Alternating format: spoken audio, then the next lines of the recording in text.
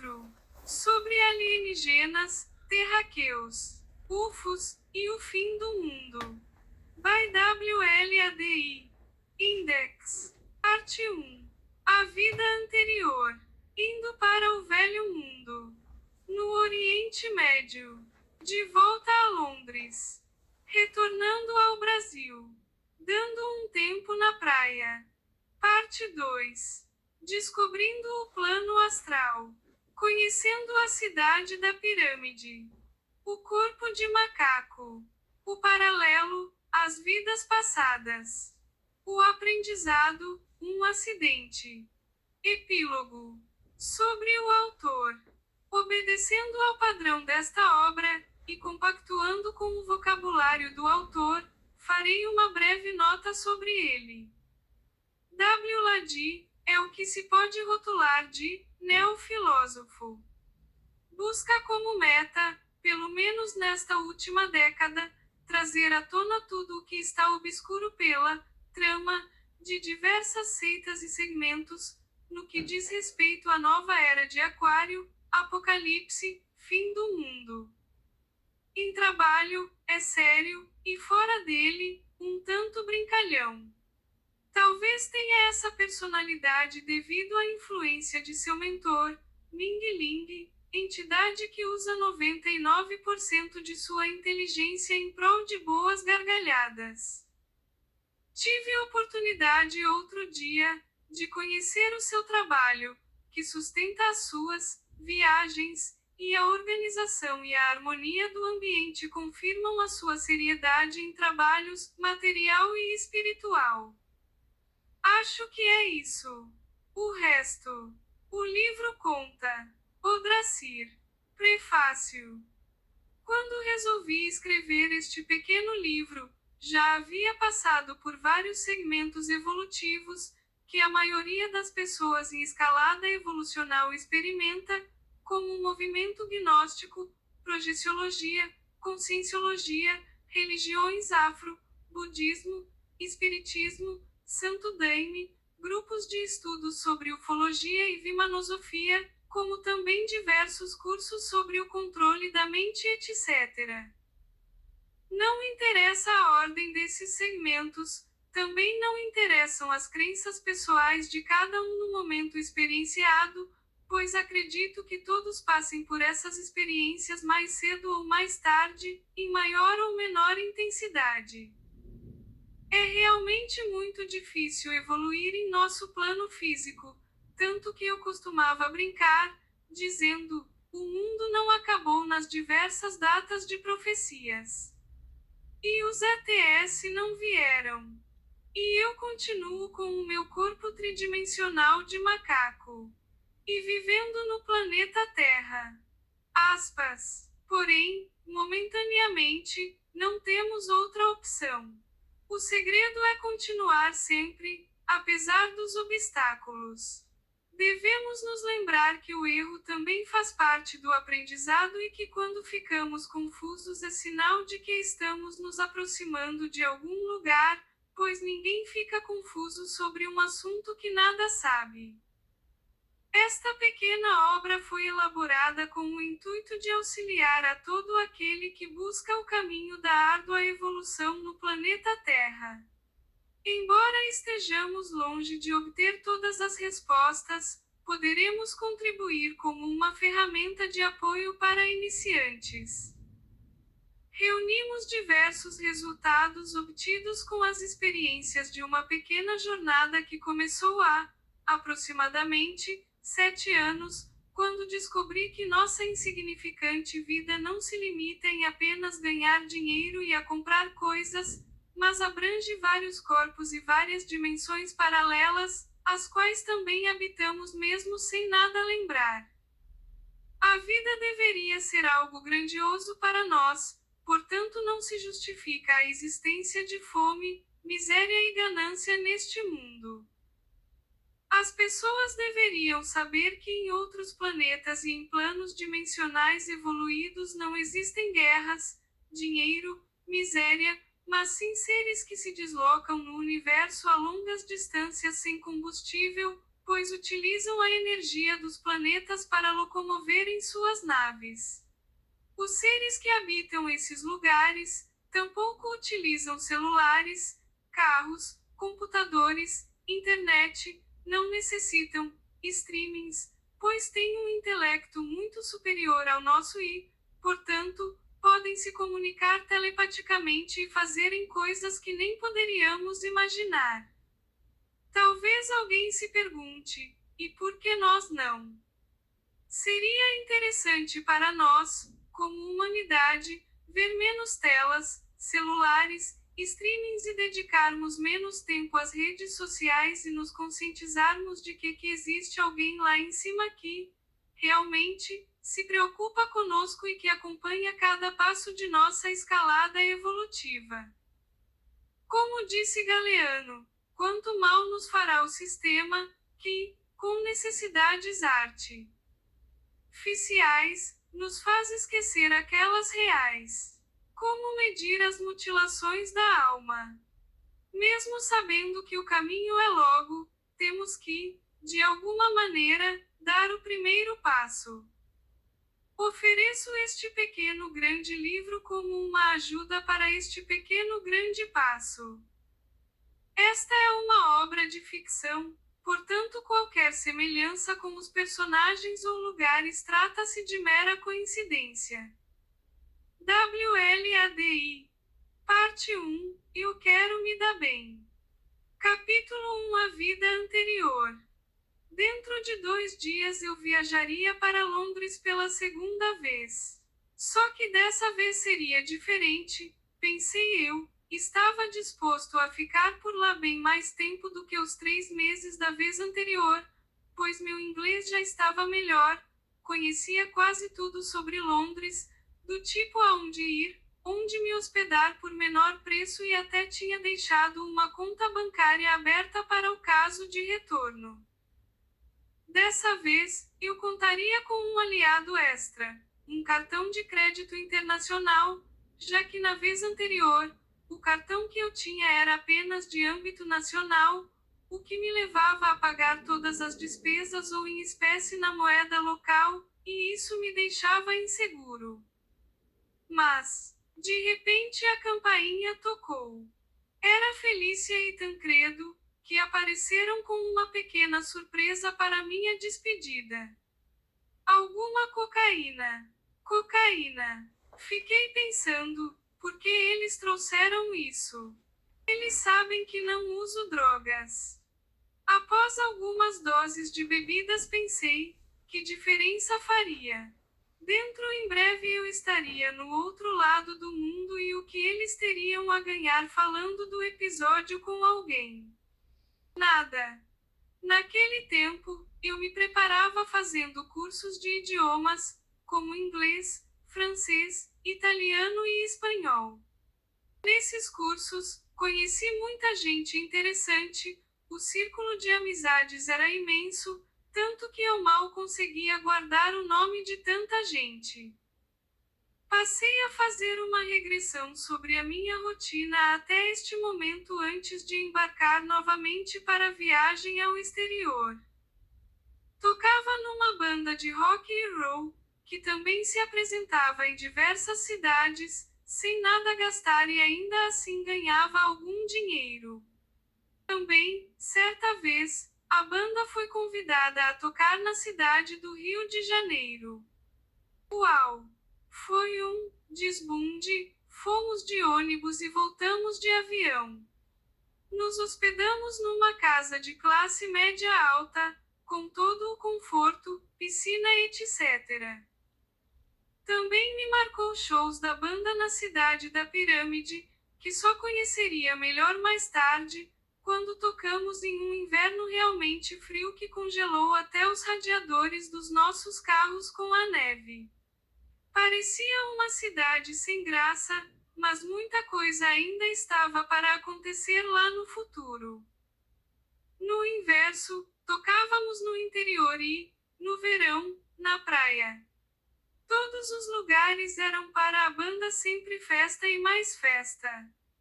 Num momento em que estava na praia com os meus pensamentos, Lembrei da formação original da banda há tempos atrás. Quando eu havia conhecido o vocalista da banda, Sergei, que era tão fanático pelos Beatles quanto eu. Ele apresentou-me a um outro cara muito louco, Mário, aquele que. Parêntese que fecha. Então, montamos a banda em sua primeira e melhor formação, modéstia à parte. Sergei tocava guitarra e cantava. Mário tocava a bateria e eu baixo, também cantava eventualmente. Bons tempos quando havia festa, paquera, mulher, música, bebida, azeitonas, etc. Nós só não conseguíamos ganhar dinheiro, e quando ganhávamos algum, gastávamos o dobro em bebida. Por isso que o nome da banda era Os Alcoólicos. Foi nessa época que comecei a namorar com a Adriana, uma recatada e misteriosa garota. A banda se apresentava num bar da cidade frequentemente, o Lux Bar, por uns 2 anos, o que chamávamos de ensaios ao vivo. Como coincidiu com o período de início do namoro, comecei a faltar aos shows, tanto que fui surpreendido quando apareci no Lux. Já havia até um substituto para mim, o Vardinei, o novo baixista. Fiquei furioso, mas o que fazer? Já não era o primeiro bolo que eu dava na banda. Bem, sabia que quando não se podia vencer o inimigo, o melhor que se podia fazer era se juntar ao mesmo, de modo que, daquele dia em diante, a banda contaria com 2 baixistas, que tocariam revezadamente. Veio a calhar, pois poderia sempre chegar mais tarde e aproveitar aquele tempo namorando. Assim o fiz. No mesmo ano, Truman entrou para a banda, tornando-se o segundo baterista. Tempos depois, entraria tanta gente, que seríamos 2 para tudo: 2 vocais, 2 guitarras, 2 baixos, 2 bateristas. Paralelamente, eu trabalhei como produtor de outra banda, que o Mário e eu saíamos seguido para a noite. Era tanta festa que numa dessas, estávamos muito bêbados e que dividimos uma garota, tipo fizemos um sanduíche, só com ela, mas isso agora não vem ao caso. O guitarrista da banda já havia viajado para a Europa anos atrás e nos contava as suas experiências por lá. Não vou mentir, ficava babando, só imaginando em algum dia viajar também. Nem imaginava que iria para o velho mundo outras vezes no futuro. Era um sábado, já estava na véspera da segunda viagem e fui para a minha despedida na casa de alguns amigos e ficamos lá até às 3 da madrugada. Eu estava cansado, mas, a pedido, fiquei mais tempo. Sabia que meu avião partiria para Londres em poucas horas, mas somente minha namorada Adriana sabia disso, pois para todos, eu iria na segunda-feira. Então aproveitei ao máximo o momento, tocamos, bebemos, comemos o tempo todo, era o que eu considerava uma grande despedida, tudo estava perfeito. Já com a Adriana, a relação não estava bem naquele ano, pois brigávamos muito, sempre separando e voltando, como aquela música sertaneja de sucesso. A gente seguia andando entre tapas e beijos, mas naquela noite da festa de despedida tudo estava ótimo. Quando saímos de lá, fomos para a minha casa. Adriana e eu estávamos completamente bêbados, mas também muito alegres, e tivemos, o que se poderia dizer, a transa do século, pelo menos para mim. Nem imaginava que seria a última nos próximos 6 meses.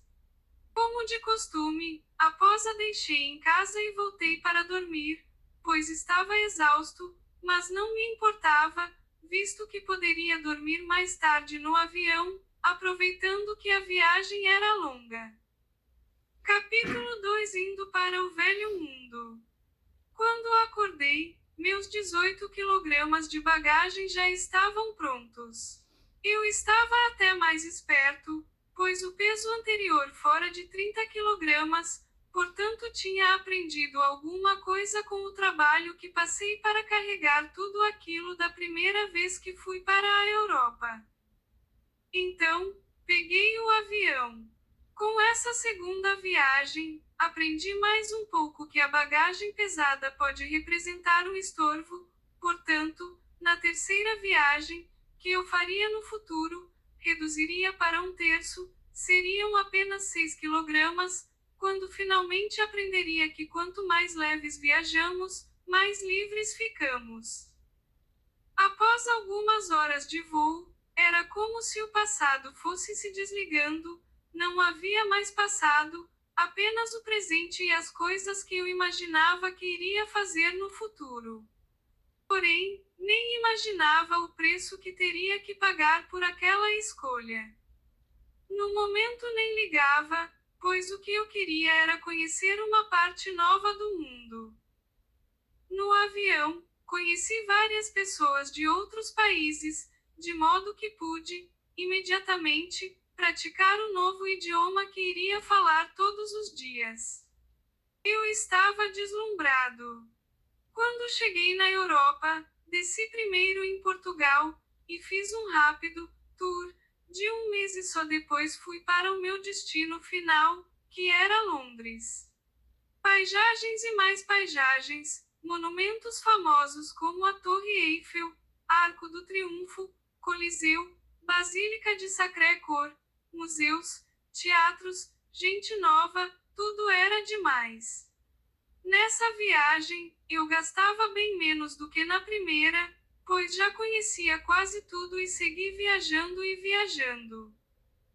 Após viajar muito de trem, e dormir neles também, já estava cansado e resolvi parar na Suíça, e ligar para a namorada de lá.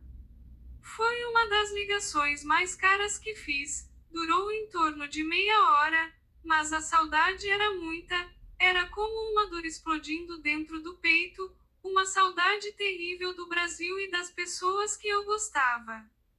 Era estranho, pois pensei que jamais sentiria aquilo novamente. Imaginei estar curado da saudade da primeira viagem, mas nada feito, a saudade parecia pior. A comunicação telefônica na época era difícil, complicada e cara, nem se sonhava com telefonia móvel e outras facilidades de hoje. Que azar!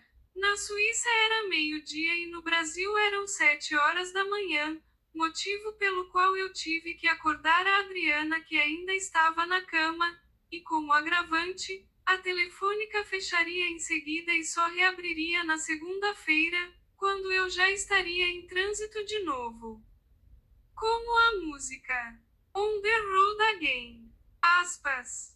A Suíça é um local muito bonito.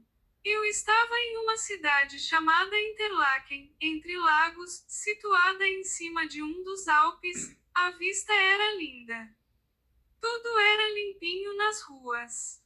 Pudera. Se alguém jogasse qualquer tipo de lixo no chão, teria de pagar o equivalente a $200 de multa. Se, por acaso, fizesse pipi na rua, não havia fiança e a pena era 1 ano de cadeia direto. Visto por esse ângulo, era fácil de entender porque tudo era tão limpo. Na noite anterior, eu havia ido a um public bar, suíço e tinha até tocado um pouco de piano na folga do músico, mas, na volta pro lugar onde estava hospedado, algo interessante aconteceu.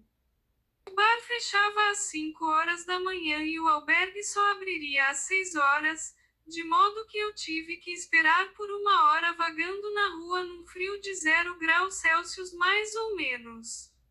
Sentei-me na calçada para aguardar, quando vi um pequeno cercado que circundava um tipo de areião, que parecia uma pista de patinação. Fiquei intrigado, olhando para aquilo e não consegui entender o que era, somente mais tarde consegui saber. Lá pelas 5h30, um pequeno cão saiu de uma casa pela porta, tipo americana, que permite que o cão saia pela parte de baixo.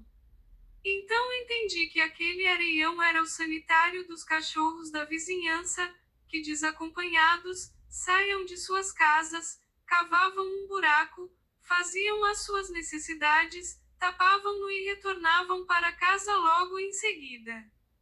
Aquilo para mim foi demais.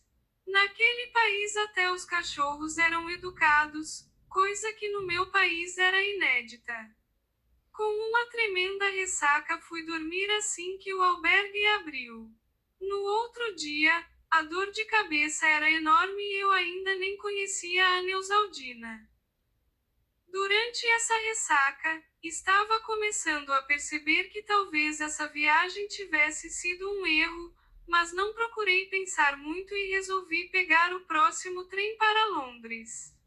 Sim, a Europa toda é interligada por trens, de modo que poderia ir para qualquer lugar que escolhesse, que estaria lá em algumas horas. As paisagens vistas do trem eram um desbunde, tinha neve por todos os lados. Quando cheguei em Londres, já era noite. Por sorte, eu já sabia onde ficar mais ou menos, em um albergue frequentado por estrangeiros, que cobrava 48 libras por semana, equivalente ao redor de 80 dólares. Era um bom lugar, apesar de ter 8 pessoas por quarto. Eles eram mistos, de modo que se poderia conhecer pessoas de várias nacionalidades e aprender os vários sotaques do idioma inglês ao redor do mundo.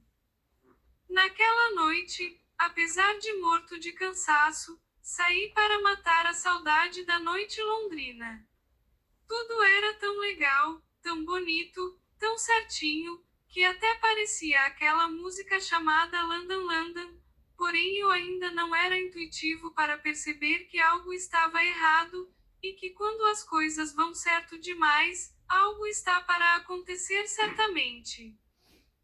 Continuei andando e me lembrava de como era feliz no Brasil, pois tinha uma namorada que me amava, uma família legal que me dava de tudo, conta no Banco Europeu, uau! Excelentes amigos, para fazer festa, e tocava numa banda que fazia algum sucesso. Agora, eu me tornara internacional, pois, para as pessoas do meu país, era muito difícil sair dele, devido aos altos custos das passagens aéreas para o exterior. Nem ligava se Deus existiria ou não, pois, para mim, tanto fazia, não ligava, o que eu queria era me dar bem e, a julgar por tudo que estava acontecendo, estava me dando. Inicialmente, fui a um pub. Todos esses bares eram todos lindos, porém caros. Uma cerveja pequena custava, em média, o equivalente a 2 dólares por copo, e isso era muito caro na época, visto que o dólar era caro para nós brasileiros, ao contrário de hoje. Descobri também um dancing subterrâneo, que era simplesmente demais. Pagava-se o equivalente a 10 dólares para entrar.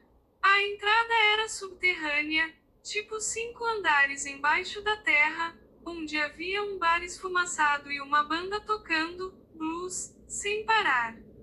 Nunca havia visto nada daquilo. Tudo era vibrante e legal, o único problema é que eu estava sozinho. Voltei para o hotel e fui dormir cansado, porém feliz. Ao menos eu pensava que era. Acordei ao redor das 9 horas com algumas garotas conversando no quarto.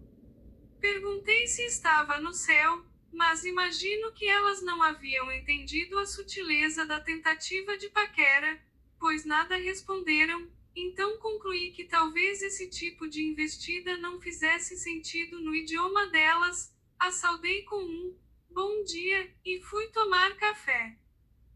Logo percebi que não havia muito o que fazer por lá assim que saí para a rua, pois Londres eu já conhecia tudo o que tinha para conhecer, já estivera lá anos atrás.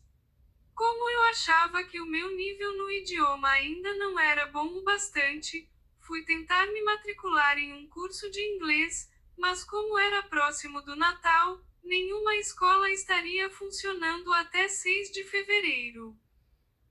Decidi encontrar um emprego para passar o tempo e ter uma grana extra para uma futura viagem para Israel e Egito que já estava prevista, e que acabaria realizando mais cedo do que imaginava, já que havia gastado muito para permanecer em países que até então já conhecia. Nesse momento em que divagava enquanto andava pela rua, que me lembrei do Aluk, um amigo turco que havia conhecido na viagem anterior, para a qual eu vivia afirmando que não importava o que a gente fizesse e onde estivéssemos, a vida era uma só e deveríamos aproveitá-la ao máximo. Eu próprio internalizei aquela afirmativa e comecei a viver imaginando que, realmente, só havia uma vida e meu humor até melhorou naquele dia, tanto que acabei conseguindo um emprego de babysitter, ou seja, cuidava de crianças. Quanto à minha crença que existiria apenas uma vida, somente anos mais tarde, após estudos e experiências próprias, fui entender que, não só passamos por várias vidas no plano físico, como existem dimensões paralelas, as quais habitamos junto com esta, mas isto fica para mais tarde. Havia passado apenas 2 dias e resolvi me aposentar desse emprego, pois a criança que eu cuidava resolveu passar o próprio cocô no meu cabelo, justo naquele dia que o hostel estava sem água quente. Foi um caos. Recebi a grana e tomei toda em cerveja no mesmo dia. Persistindo, em seguida consegui um emprego de faxineiro. Uau! No Brasil eu não limpava nem o meu quarto, quem diria? Em Londres eu estaria tendo a grandiosa oportunidade de varrer o chão, limpar banheiros, lavar pratos, desentupir pias, etc. Isso não era demais. A única vantagem era que eu ganharia mais ou menos o equivalente a US$ 800 por mês e isto era muito dinheiro para um brasileiro na época e para compensar o trabalho duro.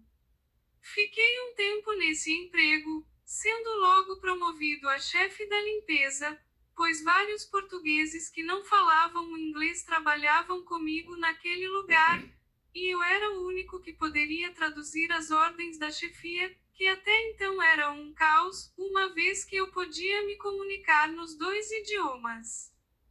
Nesse meio tempo, Londres estava nas vésperas do Natal.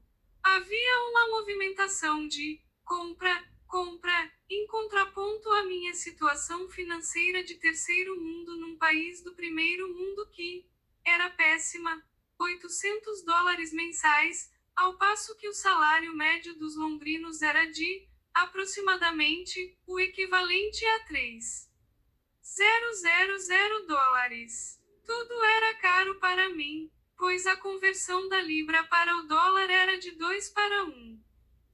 Foi um tempo que eu pensava estar pagando todos os meus pecados, mas isso só ocorreria mais tarde, quando voltasse para o Brasil.